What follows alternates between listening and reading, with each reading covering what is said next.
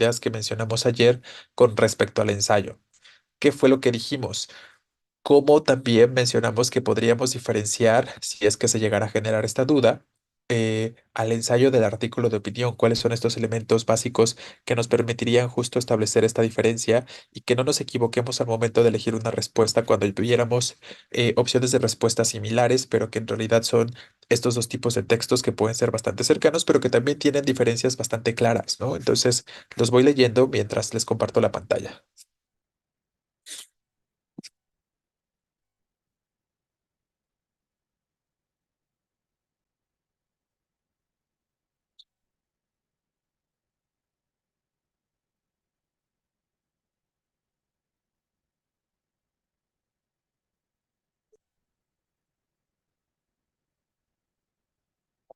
Entonces, les voy retomando aquí algunas de las ideas que algunos de sus compañeros nos están planteando para que justo eh, pensemos o analicemos sobre ellas y que podamos justo hacer estas determinaciones que necesitamos, ¿no? Entonces, dicen por aquí. Es un discurso informativo y sin juicios de valor. Ojo, estamos hablando del ensayo, ¿eh? Y el ensayo sí tiene un juicio de valor, sí tiene un aspecto argumentativo, ¿vale? Recuerda que el ensayo combina, como decíamos ayer, estos dos tipos de discurso, tanto el expositivo como el argumentativo de forma concreta. Entonces, sí nos vamos a encontrar con segmentos que son perfectamente informativos y expositivos, pero el aspecto argumentativo se presenta cuando se plantea la tesis y esa tesis se tiene que justificar, se tiene que argumentar que finalmente la tesis que se pueda estar presentando en un ensayo tiene que ver directa o indirectamente con las ideas del autor, ¿no? Esa tesis tiene ese, digamos, como ese sesgo, por decirlo de alguna forma, en que pues las ideas que se están expresando sí reflejan de alguna forma los pensamientos del autor, solo que a diferencia, dijimos, del artículo de opinión, se hacía de forma oculta, ¿no? Se pretendía mayor objetividad en comparación con el artículo de opinión. Entonces sí vamos a encontrar aspectos argumentativos, pero disfrazados, digamos, ¿no? ¿Y cómo se puede disfrazar estos aspectos argumentativos del ensayo? Pues mediante la argumentación, ¿no? Mediante la argumentación más estructurada, más rígida, mediante cierto tipo del uso del lenguaje un poco más técnico, o puede ser más literario, o puede ser más formal oculto, ¿no? Eh, y también otro de los aspectos que llegamos a mencionar fue justo el uso de la tercera persona para proporcionar o dotar al texto de impersonalidad, ¿no? Y entonces de mayor objetividad, ¿vale? Entonces, ojo ahí. Tiene un lenguaje más técnico, claro. El ensayo se enfoca más a la objetividad de sus datos, efectivamente. Formal, presenta opinión con argumentación, correcto. El ensayo puede tener un lenguaje más técnico, ajá, ya se mencionó. El artículo de opinión puede ser del lenguaje variado y el ensayo tiene que ser más formal. Como les decía, el ensayo también puede tener un lenguaje diferente al formal, ¿no? Depende de qué tipo de ensayo estemos produciendo. Si es un ensayo literario, se permite el uso del lenguaje más literario, ¿no? Si es un ensayo más académico, científico, pues podemos utilizar ese tipo de lenguaje más especializado. No hay un comentario crítico, claro. Porque sobre todo eso es más de la reseña, ¿no? Y estamos estableciendo ahorita una comparación entre artículo de opinión y ensayo en concreto. Los podemos diferenciar porque en el artículo de opinión se expresa un juicio de valor, pero de forma subjetiva, y en el ensayo se expresa una postura, ya sea a favor o en contra, pero de manera objetiva, ya que presentan hechos, datos, citas textuales. Justo, ¿no? Efectivamente es otra forma de resumir lo que estábamos comentando hace un momento. Efectivamente, Acevedo, hay una postura, o sea, no lo pienses como un juicio, porque la idea de juicio, pues ahí puede confundir, pero piénsalo como una postura. Finalmente, una postura a favor o en contra tiene que ver con ideologías propias, ¿no? Con consideraciones o con opiniones propias. Si yo les planteo si están a favor o en contra del aborto, por ejemplo, pues muchas de las cosas que puedan decir, aunque sea de la manera más formal, más estructurada, van a estar determinadas por sesgos ideológicos, ¿no? Y entonces, sí hay este aspecto de una postura, de un posicionamiento, pero no lo vean tanto con la idea o no lo relacionen tanto con la idea de juicio, sino como un posicionamiento sobre el tema. Una tesis finalmente es lo que planteamos como tesis, como el posicionamiento sobre el tema, pero argumentado, ¿no? Y estructurado, ¿vale? Entonces, esa sería la cuestión. El ensayo es más formal objetivo, tomando una postura a favor o en contra. Ajá. También menciona datos de relevancia, autor, análisis, reflexión del tema. Bien, Romero. Entonces, la opinión del artículo de opinión es más explícita. Efectivamente, Rodríguez. Eh, Ok, entonces, bueno, ya tenemos ahí, hemos recabado varias ideas que yo creo que permiten o ayudan a hacer este resumen y síntesis que ojalá sea más sencillo hacer esta diferencia. No sé si tengan alguna pregunta antes de continuar con los ejemplos.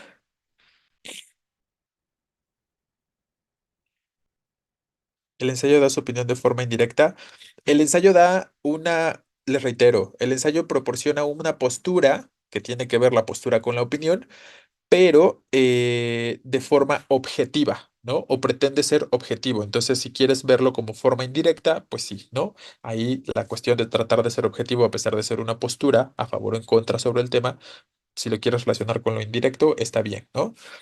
A mí se me complican mucho tanto el ensayo como el prólogo.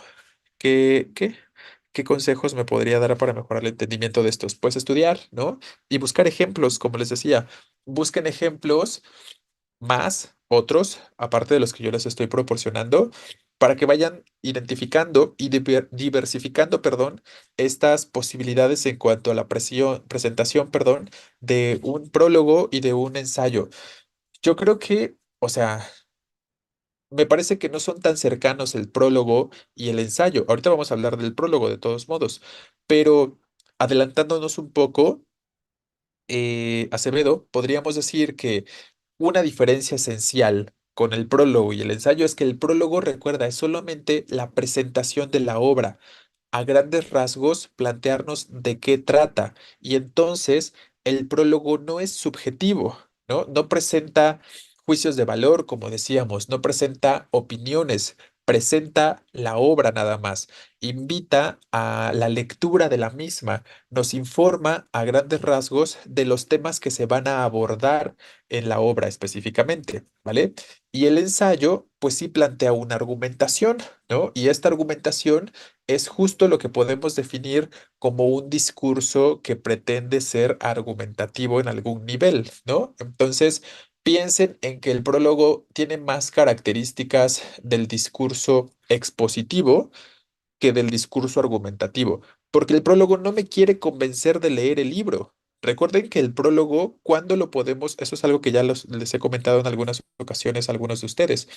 El prólogo lo podemos leer, el prólogo de un libro lo podemos leer ya que hemos adquirido el libro, ya que hemos tomado la decisión de leer ese libro, ¿no? Antes de eso, pues no lo puedo revisar, ¿no? No me puedo adentrar al prólogo y que entonces el prólogo intente convencerme sobre leer ese libro. Entonces, no está presente en el prólogo la intención de convencimiento, no está presente la intención argumentativa, sino solo la expositiva, en el sentido de decirnos de qué trata, cuáles son los temas abordados y de invitarnos a la lectura de alguna forma, ¿no? En cambio, el ensayo sí tiene este aspecto completamente argumentativo. Entonces, yo creo que si piensas en estos aspectos, probablemente sería un poquito más sencillo diferenciar al uno del otro, ¿vale? Pero claro, ahorita les reitero, veremos más ejemplos del ensayo y también ejemplos del prólogo. Ojalá que ahí podamos ir y tú mismo puedas ir identificando ciertos aspectos que te permitan hacer algunas diferenciaciones, ¿vale?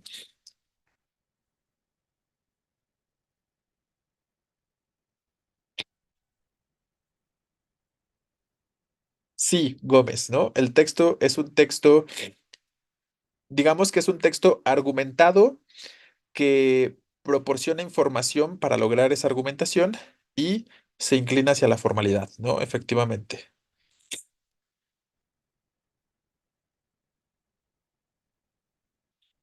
El prólogo no va a decir si conviene leer el libro o no. No, exacto. El prólogo no te va a decir eh, que leas ese libro.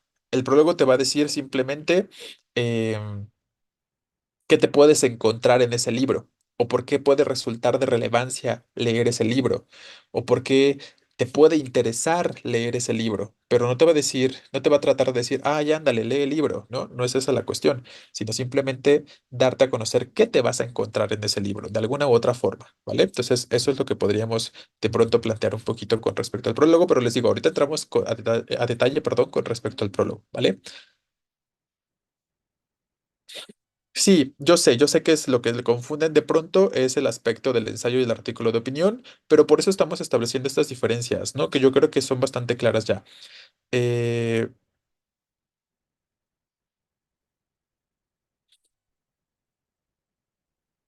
el prólogo, sí, O sea, pues sí, en general en libros, ¿no? Por aquí preguntan si el prólogo solo es usado en libros. Efectivamente, o sea, no es un tipo específico de libros. Cualquier libro puede tener un prólogo. Un prólogo puede estar presente en un libro, en una antología de poemas, en una novela, en un libro de ciencias, en cualquier libro. Finalmente, el prólogo es eso, presentación, ¿no? De previo, que se encuentra antes. Eh, el conocimiento previo, la información previa, introductoria a la obra, podríamos plantear. Ese es un poco lo que nos significa la palabra prólogo, ¿no? Específicamente. Entonces, lo van a encontrar siempre en libros, pero no en un mismo tipo de libros, ¿no? Les reitero, puede tener un prólogo, una novela, una antología de poemas o de cuentos, un texto de carácter científico, ¿no? Entonces, ahí simplemente es hablar de la utilidad de la obra y de los antecedentes, de presentar la obra de forma concreta. Finalmente, piensen que el prólogo es un texto, dijimos, introductorio, ¿vale? Además, se supone que el prólogo solo se puede leer hasta tener el libro en mano. Exacto, ¿no? Efectivamente. Pero bueno, entonces, vamos a revisar otros ejemplos del ensayo y espero que estos ejemplos que revisemos ahorita sirvan para identificar algunos otros aspectos sobre esto que estamos abordando ahorita. Les comparto el archivo, que ahora no sé dónde está. Aquí está.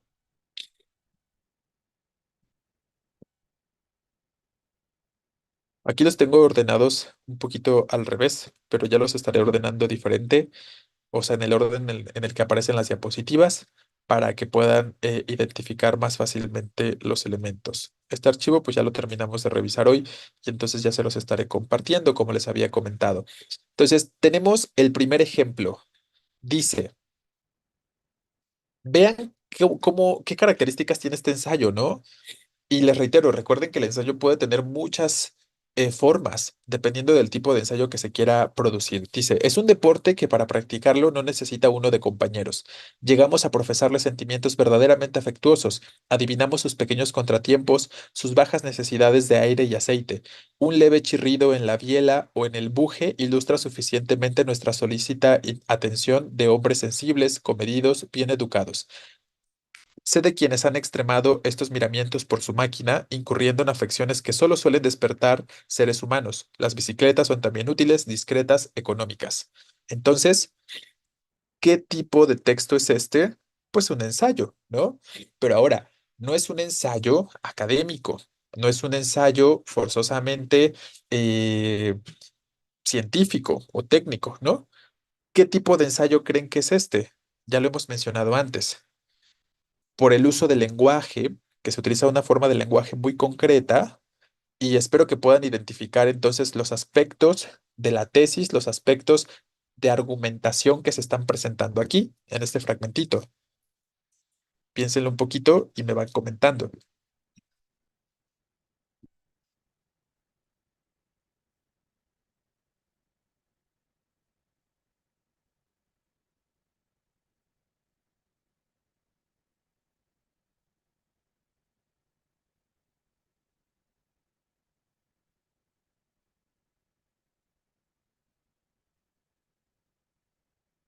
¿Tienen alguna idea en cuanto a estos elementos que les pregunto, eh? ¿Cuál es el argumento? ¿Cuál es la tesis y cuál es el argumento? ¿Cuál es la postura que se plantea y sobre qué se argumenta?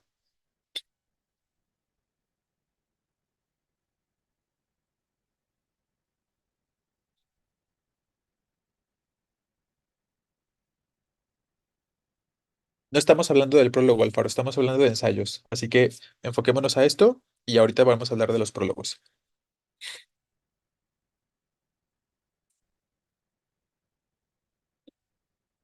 Claro, ¿no? Efectivamente, la tesis es que las bicicletas son útiles, discretas y económicas. Efectivamente, ¿no? Sobre el uso de la bicicleta, a favor del uso de la bicicleta. Entonces, recuerden, eso es lo que siempre se debe presentar un ensayo. Ustedes deben identificar sobre el tema que se aborda cuál es la postura del autor.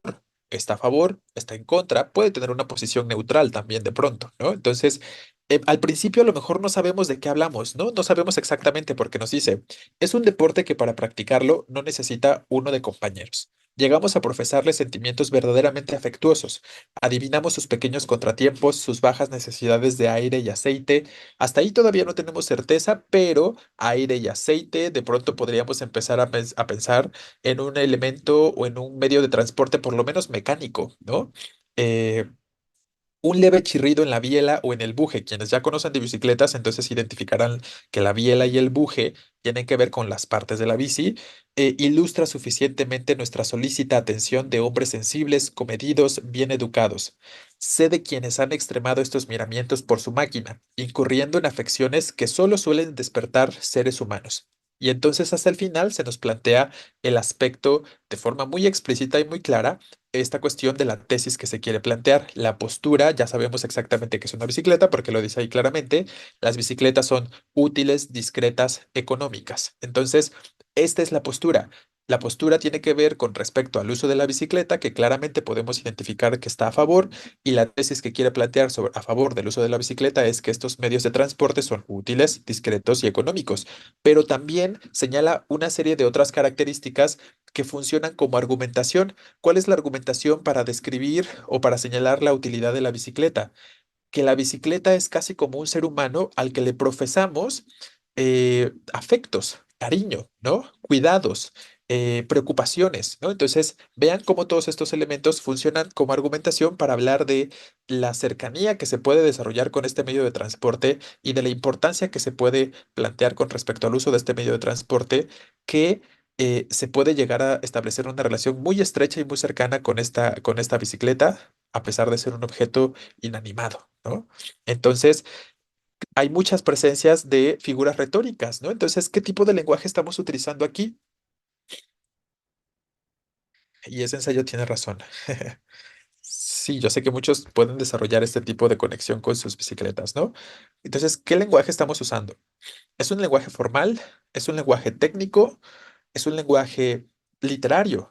Más bien, ¿no? Porque justo es un ensayo de ese tipo. Este es un ensayo literario, donde el ensayo literario no pretende, si hiciéramos una comparativa entre el ensayo literario y el ensayo académico o científico, por ejemplo, los ensayos académicos y científicos tienen esta característica particular de, sobre todo, de forma más obligada, tratar de justificar las ideas, las tesis, a través de argumentos de autoridad, ¿no? Recurriendo a palabras de otros autores para reforzar las ideas que se quieran expresar.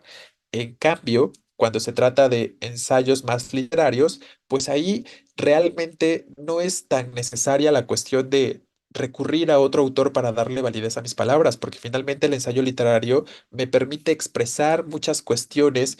En ese sentido, sí podríamos pensar que a lo mejor el ensayo literario es un poquito más claramente argumentativo, ¿no? O un poco más claramente eh, subjetivo, por decirlo de alguna forma, ¿no? Si lo comparáramos de forma concreta con el ensayo académico o con el ensayo técnico, ¿no? O científico. Entonces, esto también es un ensayo, ¿vale? Porque podemos identificar estos elementos que estamos planteando, solo que desde una perspectiva de lenguaje diferente. Y este ejemplo, espero que lo puedan relacionar con otro que ya ha aparecido en sus exámenes de práctica. Eh, en este momento no recuerdo exactamente cuál es el tema que aborda, pero muchos de ustedes en uno de los exámenes de práctica donde tenían que elegir un ensayo, no elegían una opción de respuesta porque les parecía que el lenguaje que se utilizaba era así, muy literario, como muy metafórico o muy poético, por decirlo de alguna forma. No les parecía que fuera tan formal, ¿no? Y entonces fue una decisión o un factor que ustedes determinaron para no elegirlo como respuesta, pero justo porque era un ensayo literario, porque tenía que ver más con una expresión de la emotividad un tanto, ¿vale? Claro, entonces el lenguaje se tiene que adaptar al tema que se aborda y al tipo de texto específico que se está produciendo. ¿Me explico?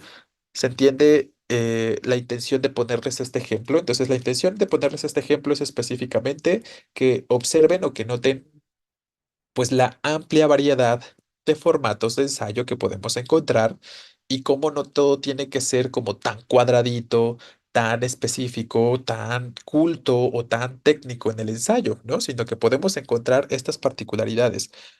Voy a buscar esa pregunta de la que les hablo y se las voy a plantear. para que se acuerden de a qué pregunta me refiero, que ha venido en alguno de sus exámenes de práctica, para que hagan esta relación y puedan hacer una comparativa de las características de este ejemplo que tenemos aquí como número uno y el ejemplo que les estoy refiriendo ahorita que han llegado a ver en alguno de sus exámenes de práctica, ¿vale? Y van a poder hacer esta comparación y van a ver estas similitudes, ¿no? Estas semejanzas, ¿vale? ¿Qué pasa con el segundo ejemplo? Hoy es común hablar de los derechos humanos y dar por sentada la promesa de que sin importar, creo que este es el que ya había venido en las diapositivas, ¿verdad? Este que tenemos como ejemplo número dos. Ok, más bien saltemos al número tres. Dice el ejemplo número 3. La pena de muerte ha sido aplicada desde tiempos remotos en diferentes civilizaciones. La pena capital fue siempre utilizada con base en dos argumentos, como forma de castigo para el criminal y al mismo tiempo como una manera de prevención de otros delitos. Hay que preguntarse si el delito, el que sea, amerita perder la vida y si esto, de hecho, disminuye en alguna medida la incidencia de infracciones similares. Entonces, ¿cuál es la tesis que se plantea? ¿Cuál es la postura con respecto a qué tema que se está planteando en este ejemplo número 3?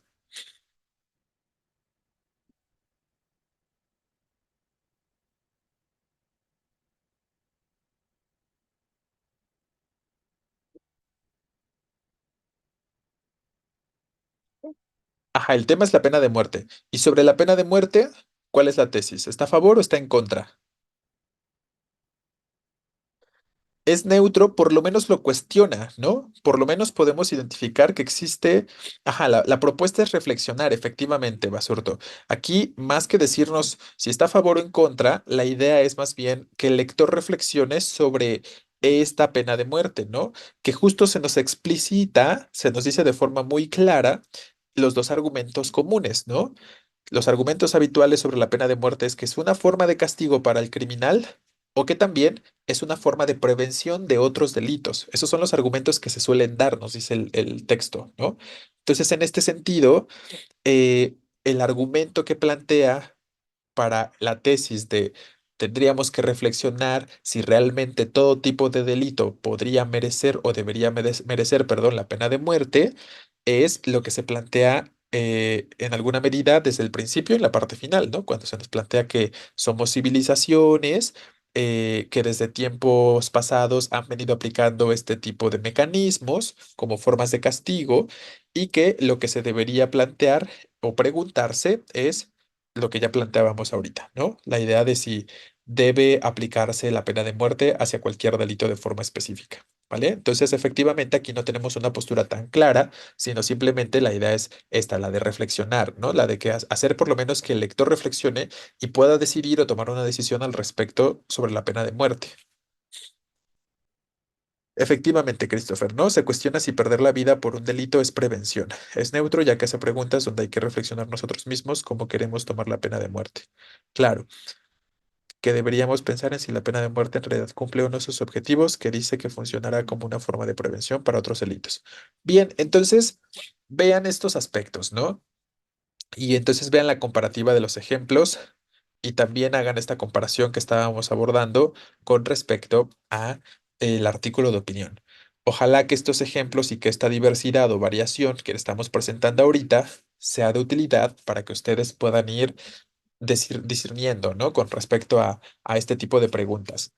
Vamos a practicar, como ya les he dicho, ¿no? No hoy, porque no nos dará tiempo, ahorita vamos a hablar del prólogo, pero el lunes ya les había comentado que el día lunes vamos a estar poniendo ejercicios en concreto donde tengan que pensar en las características que ya hemos mencionado y pues obviamente verán estas comparaciones entre las opciones de respuesta, ¿vale? Lo que hace en este caso es dar información sobre la pena de muerte, demostrando estar en posición neutra, ya que no demuestra estar a favor ni en contra. Exacto. Entonces, el enfoque del ensayo es como hacer una tipo reflexión y hacer una opinión más formal, a diferencia del artículo. Sí, ¿no? Ahí podemos pensar que hay una mayor formalidad en varios casos por parte, como hemos dicho, del ensayo con respecto al artículo de opinión, ¿no? El artículo de opinión es solo decir lo que pienso y el ensayo contrapone las dos posturas. ¿No? Eso es mucho más habitual, que el ensayo nos plantee las dos posturas y las contraponga. Obviamente vamos a poder identificar regularmente cuál es la postura que el autor adopta. Y en el juicio, perdón, no, en el artículo de opinión, no solemos tener las dos posturas, ¿no? O las distintas ideas sobre el tema, sino simplemente yo expreso la mía.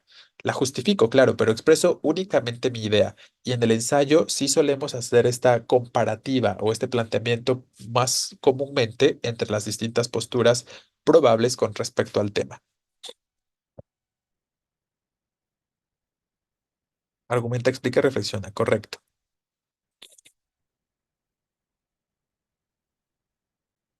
Nos toca seminarios, sí, nos toca seminario mañana. Pero bueno, entonces, ¿tenemos alguna otra duda o cuestión que quisiéramos abordar sobre el ensayo?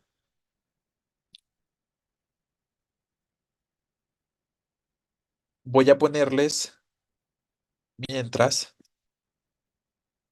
las últimas diapositivas donde estemos hablando de las características del prólogo, que ya ahorita estábamos retomando algunas. Entonces, si hay dudas sobre el prólogo, ahorita las plantean, ¿no? Eh, y también vemos algunos ejemplos diversos. Entonces, finalmente, el prólogo, ya les decía hace un momento, el prólogo, más que un tipo de texto, es un componente de los textos. Piénsenlo de esa forma. Por eso cuando preguntaban ahorita, ¿los prólogos siempre van a venir en los libros? Pues, o sea, no todo libro necesita tener un prólogo o no todo libro va a tener un prólogo, pero es donde normalmente vamos a encontrar prólogos, como parte de un libro, porque como les digo aquí, es más bien un elemento paratextual, es una parte más del libro, así como lo es el índice, así como lo es la dedicatoria, así como lo puede ser, este, yo qué sé, la sinopsis, si es que se presentara la sinopsis de una obra en la parte final del mismo. Entonces, esta va más por ahí la cuestión del prólogo. Más que un tipo de texto de forma específica, es un componente de los textos, es un componente de los libros, ¿vale? Y recuerden que la función, ajá, es como un complemento, efectivamente. La función básica del prólogo es presentar el texto, actuar como la introducción al texto que se va a abordar, ¿no? La novela puede tener una introducción que me indique cuáles fueron los aspectos que motivaron al autor a escribir esa novela, cuáles son los temas que en la novela se abordan, eh, yo qué sé, cuáles son los tópicos que se plantean también en las novelas o en esa novela específicamente, por mencionar algunos aspectos, ¿no? O meramente describir las partes del libro, su estructura. Eso es como otro de los tipos o ejemplos que podríamos encontrar de pronto con respecto al prólogo, ¿no? Entonces, esa sería la cuestión. Vamos a ir mencionando algunas de las características un poquito más concretas sobre el prólogo. Entonces, mayormente les decía es un discurso expositivo, ¿no? Porque recuerden que está esta intención un tanto de introducir a la obra y por lo tanto de informar sobre la obra, ¿no? Sobre los temas abordados, sobre las implicaciones, sobre el contexto en el que se produjo, sobre las cosas que inspiraron a la escritura de esa obra, entre algunos otros aspectos. Eh, Les pongo acá, tiene como intención presentar a la obra que antecede o introduce, buscando interesar al lector, ¿no? Entonces aquí, claro, la idea de presentar datos alternos a la obra, pues es un poquito para ganar más la atención del lector, ¿no? Pero no para convencerlo, como decíamos hace rato, de leer la obra, sino para sumar interés, por decirlo de alguna forma. Por ejemplo, el libro La Avenida del Olvido de Juan Basurto está basada en el amor fallido, en el amor fallido que éste tuvo, lo cual lo incitó a relatar ciertas vivencias desde el punto de vista de José Ramírez. Justo, ¿no? Aquí es un buen ejemplo sencillo con respecto al prólogo. Escúchenlo, ¿no? Dice, el libro La Avenida del Olvido de Juan Basurto está basada en el amor fallido que éste tuvo. Entonces nos dice, ¿qué inspira al autor a escribir esa obra y abordar esa temática? Pues sus propias experiencias de vida, que nos plantean que se trata de un amor fallido. Entonces, el hecho de saber que el autor tuvo un amor fallido o que a lo mejor su esposa murió y que a raíz de eso se deprimió y entonces empezó a escribir sobre ciertos temas, entonces resultará importante, ¿no? En algunos contextos, en algunos tipos de prólogos, sí puede ser de relevancia aportar datos históricos o aportar datos biográficos sobre el autor porque nos pueden permitir entender desde dónde viene la producción de ese libro, desde dónde viene la concepción de ese libro y por qué se están abordando algunos de los temas que en él se puedan plantear, ¿no? Entonces recuerden, y ya lo han visto, hay algunas opciones de respuesta de esos exámenes donde lo que tienen que elegir es pues de pronto donde se habla un poquito de la vida del autor, ¿no? Pero el hablar de la vida del autor en esas opciones de respuesta, les reitero, implica que entendamos los temas que se van a abordar, ¿vale? Claro, no describe el autor, o sea, no nos vamos a enfocar a decir, el autor nació en tal lugar, en tal fecha exactamente, y es un autor con tales características, eso no será relevante, ¿no? Sino que tenga alguna relación con la obra, ¿vale? El prólogo puede ser informal. Pues no, informal en cuanto al uso del lenguaje, no podríamos decir tal cosa, pero sí puede ser literario, sí puede ser más formal, sí puede ser más culto, sí puede ser más técnico, o sea, no abarcaría el segmento del lenguaje informal, pero sí los otros tipos de lenguaje. En ese sentido es que va a variar el lenguaje del prólogo, ¿vale? Eh, entonces, tercera característica que estábamos planteando aquí. Se puede estructurar de maneras muy variadas, como les estaba comentando ahorita, presentando datos biográficos, que era algo que ya estábamos diciendo. A través de un relato también se puede plantear un prólogo, a través de el contexto histórico de la producción, ¿no? Finalmente, aspectos, como les decía, que sirvan para entender la obra y el tema que se aborda. Y otro aspecto que ya hemos dicho también es que de pronto el prólogo puede estar escrito, lo habitual es que el prólogo esté escrito por una tercera persona, por una persona diferente al autor de la obra. Pero también se pueden encontrar algunos casos, y ahorita les pongo un ejemplo de esta forma, donde el autor puede escribir su propio prólogo. El autor bien puede llegar a escribir la introducción a su propia obra o su propio prólogo. Y obviamente en ese sentido pues estará hablando en primera persona, ¿no? Si el propio autor escribe su prólogo, hablará desde el yo, ¿vale? Y bueno, lo que decíamos ahorita sobre la variación del lenguaje tiene que ver más con lo culto, con lo formal, con lo literario, ¿no? Por ejemplo, se podría decir que es como el índice. ¿En qué sentido, García?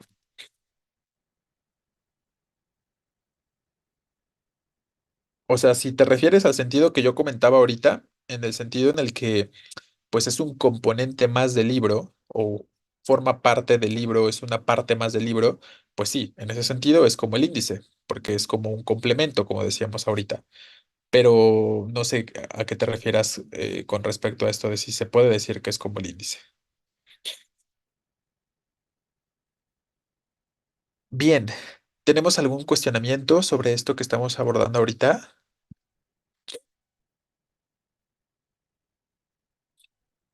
Ok, entonces vamos a ver algunos ejemplos ahora que nos permitan ilustrar estos aspectos que estamos mencionando ahorita.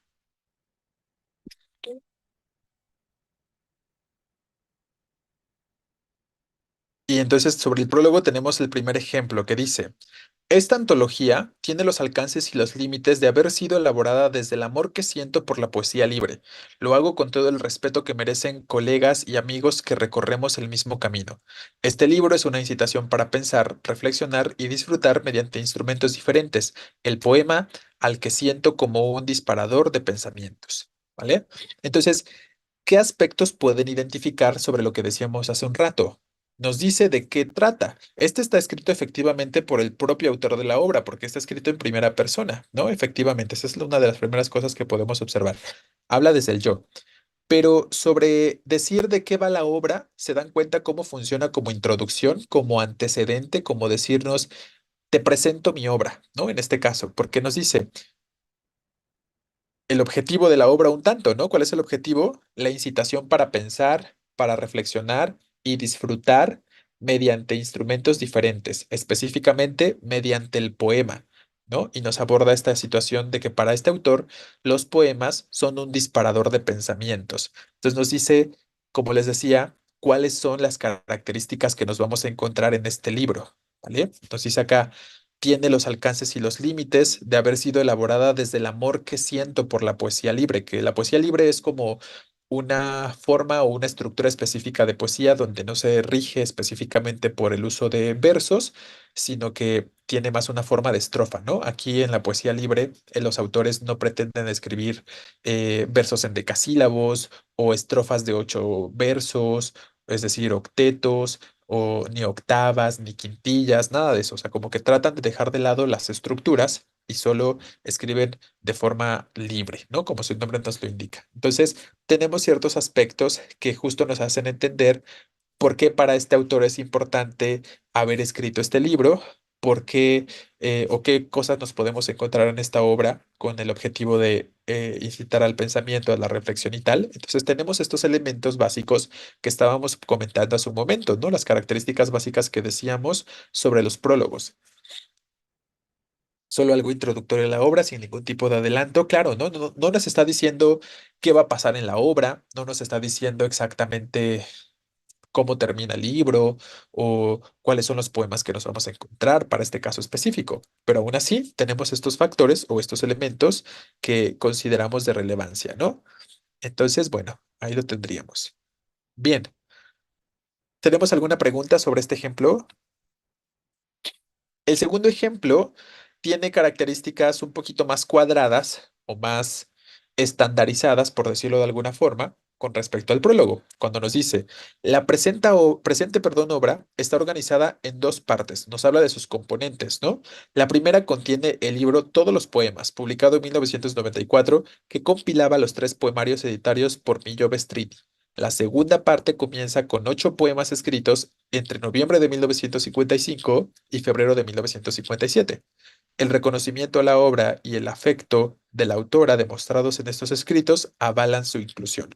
Entonces nos dice, en este caso, más allá de decirnos de qué va la obra, como lo hace el primero de forma más clara, este nos dice de forma concreta qué podemos encontrar en la obra, ¿no? Como dos obras en uno, sobre ciertos segmentos, sobre cierto tipo de producciones poéticas que se produjeron o que se elaboraron en cierto periodo temporal, ¿vale? Entonces, claro, finalmente nos sigue dando a conocer cómo está constituida la obra o qué nos vamos a encontrar en ese libro, ¿no? De forma concreta, pero igual no hay juicios de valor, ¿no? No tenemos este aspecto de, léelo, por favor, o no nos quiere convencer específicamente de realizar la lectura, como decíamos hace un rato, ¿no? Recuerden que ese es un factor primordial. El prólogo no incluye la idea de querer convencer al lector de que se haga, valga la redundancia, la lectura de esa obra, ¿no? Eso sería más bien la crítica. El hecho de convencer de si sí ve a ver la película, si ve a ver la obra, si lee este libro, si ve a tal exposición, eso es más bien la crítica, ¿no? O la reseña específicamente, como querer convencernos de hacer, leer o consumir algo de forma concreta, ¿vale? Nos mete intriga. Ajá, nos mete intriga en el sentido de que como nos adelanta algunas cuestiones, pues nos interesa un poco más, ¿no? Entonces, claro. Y el tercer ejemplo, es difícil a los 10 años escribir un libro. A esta edad nadie entiende mucho de literatura, ni le interesa mayormente, pero tengo que hacerlo porque a mí, este ejemplo ya se los había puesto en alguna ocasión, creo que en un ejercicio, me acuerdo. Dijo que si yo quería volver a verlo, debería relatar en un libro lo que vivía a su lado. Me advirtió que entre los adultos muy pocos iban a entenderme. Para evitarme problemas, me recomendó decir que todo en esta fantasía, que todo, perdón, es una fantasía, un cuento para niños. Le haré caso. Esto es un cuento. Y vean cómo esta última parte de forma muy clara es la presentación, ¿no?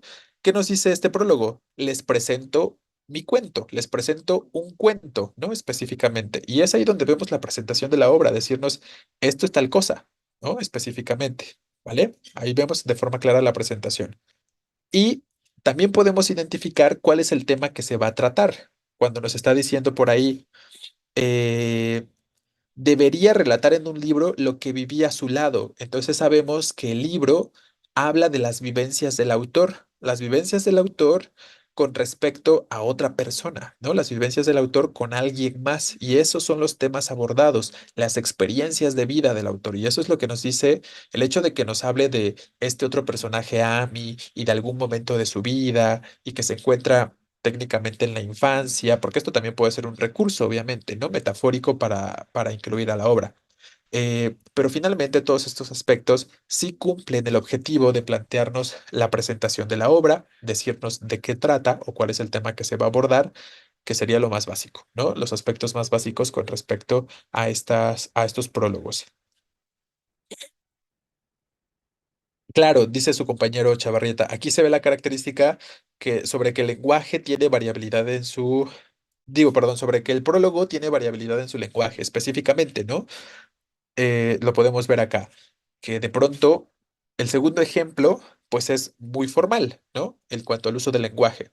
El tercer ejemplo es más laxo, ¿no? O sea, no cae necesariamente en la informalidad, no está presentando incorrecciones ni uso de palabras erróneas ni nada parecido, pero es un poquito más relajado en cuanto a la forma de lenguaje utilizado. Y en el primer ejemplo, pues tiene algunas características un tanto de pronto literarias en cuanto al lenguaje, pero también de formalidad y algunos otros aspectos, ¿no? Entonces, claro, también podemos ver en esos ejemplos estas variaciones o variabilidades que estábamos comentando sobre el lenguaje.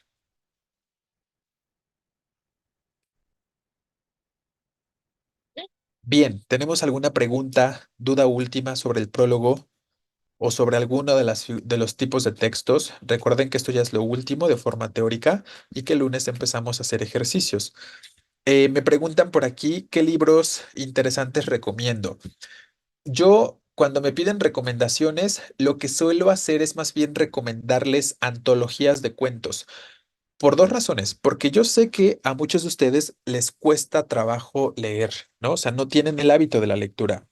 ¿Y para qué les voy a recomendar o sugerir leer un libro enorme, o no enorme, pero de varias páginas, si probablemente van a perder la atención y pues se va a escapar de su interés y entonces no lo van a terminar, ¿no? Por eso regularmente lo que hago es sugerirles antologías de cuentos. Entonces, pues los cuentos tienden a ser más cortos, comparten muchas características con las novelas y hay muchas antologías de cuentos que resultan muy interesantes y que pues no sé, que son, yo considero muy buenas, entonces yo les recomiendo o les sugiero regularmente leer antologías de cuentos para que también sientan que van avanzando, ¿no? Como que digan, ah, este es el principio y el fin, ya terminé con uno, y sientan por lo menos que ya terminaron con una cosa y después puedan leer otro. Entonces, sí les puedo escribir por aquí algunas sugerencias sobre antologías de cuentos por si quieren de pronto leer un poquito más y ampliar, ya saben, ¿no? Como practicar con respecto a a la habilidad lectora, pues sirve mucho estar leyendo constantemente, también para ampliar nuestro vocabulario y conocer palabras nuevas, resulta de importancia y benéfico, ¿no?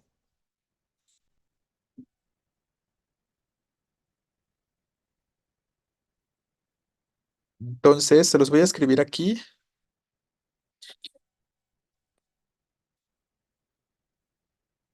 Claro, los ensayos filosóficos son padres, pero son más densos, ¿no?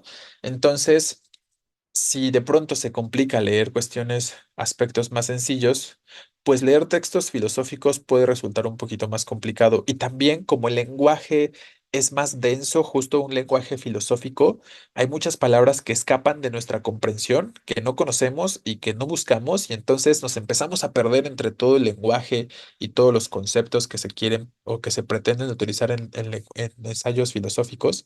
Y yo creo que sí pueden ser un poquito más pesados. Entonces, por eso preferible iniciar con cosas más simples, ¿no? Pero claro, si ya tienes en tu caso, Acevedo, pues la constancia con la lectura y ya, pues ya tienes como bastante trabajada la idea de estar leyendo, pues está bien, ¿no? Definitivamente es una buena forma de seguir con los aspectos de lectura y de comprensión. Yo solo he escuchado de antología de Shakira. Bueno, una antología es una colección, como un conjunto de varias cosas, ¿no? O sea, un conjunto más bien de la misma cosa. Un conjunto de cuentos, un conjunto de poemas. Esas son las antologías, como la compilación. Piensen en la reunión de varias obras breves, un conjunto de artículos, un conjunto de ensayos. También hay antologías de ensayos. Entonces, esos son a los que nos referimos como antologías. Pero les decía, no les iba a dejar aquí algunos títulos, algunos nombres por si de pronto les interesa leerlos. Eh,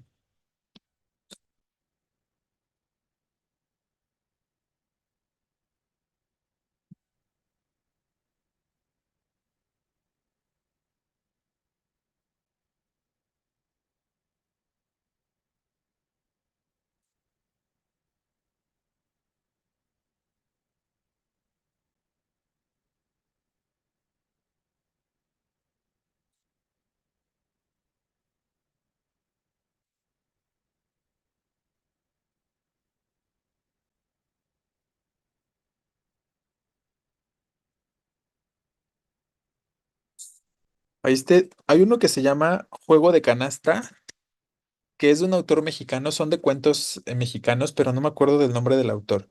Y es más, la próxima ocasión que revisemos un texto, les voy a poner uno de esos cuentos que es de mis favoritos de ese libro. Eh, y Juego de Canasta. Ah, es de revueltas. No me acordaba. Entonces, con estos tres, podríamos empezar con algunas cuestiones y voy a incluir de pronto algunos cuentitos breves, obviamente, sobre estos